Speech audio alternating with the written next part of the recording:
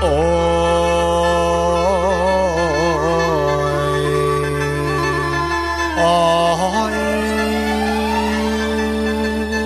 ละบุญเอ๋ยบุญบารมีปกกล่าวกาลสินของเฮาพระองค์เจ้าเพิ่นเป็นห่วงชาวบ้านโพ้นเขตคำม่วง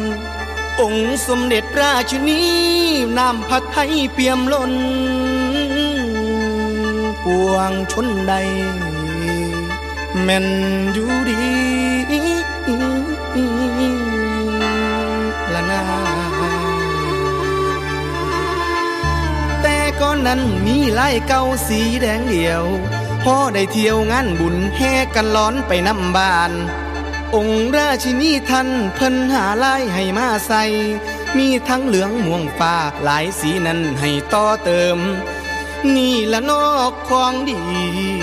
ให้รักษาไว้เด้อไทย